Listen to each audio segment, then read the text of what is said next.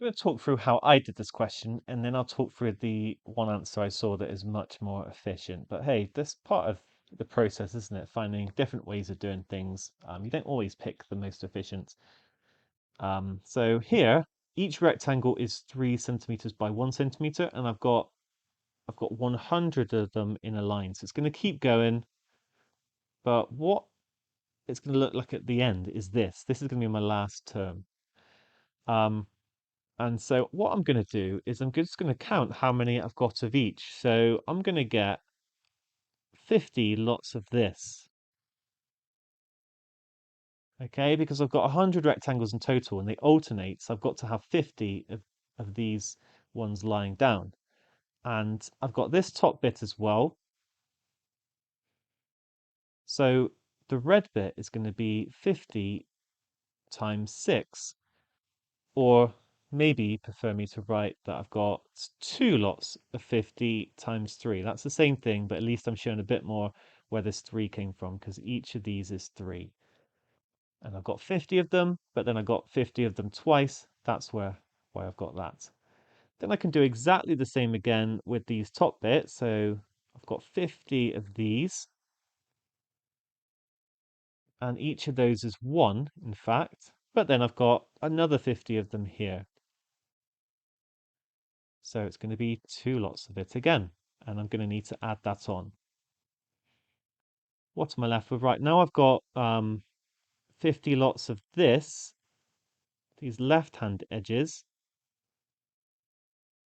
and 50 lots of these right-hand edges.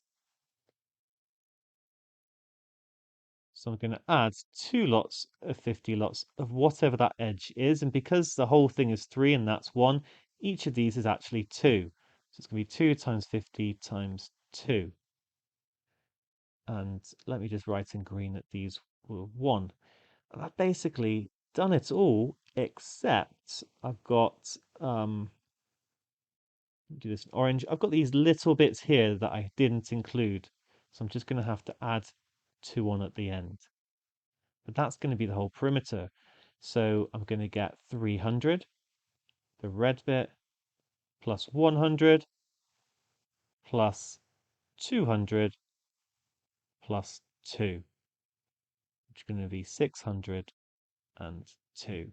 So the answer is C. Now, I just want to show you one quicker way of doing this question, and it is worth staying on for. So, we can look at actually the perimeter of all the shapes if they weren't joined together, and we'd get 3, 1, 1, 3. So that's going to be 8 for the perimeter of one shape. Now I've got 100 of them, so it would be 100 times 8. I've got that, and now what I need to do is subtract the amount that I get when I join them together. So here, when I join them together, I actually lose 1 for this shape on the right, but 1 for this shape on the left. So actually I lose 2. And every single join that I get like this, I'm going to lose 2 centimeters, whatever the unit is. Yes, centimeters. So now I just need to work out how many joins I actually have. And if we just maybe simplify it to 4 shapes, we can count the number of joins quite easily. And I see that there's 1 join here, another join, and another join. We're going to get 3 joins.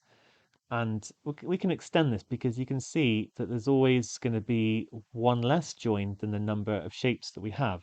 So it's going to be 99 joins here. And remember, we lose 2 for every single join, so I'm going to do 99 lots of 2 that I need to subtract. That will equal 800. I'm going to minus 198, and again, that will give 602. Really like this method for how quick it is, but I think it's a bit less intuitive, like to start with. So, both of these methods are good, whichever you prefer, go with it.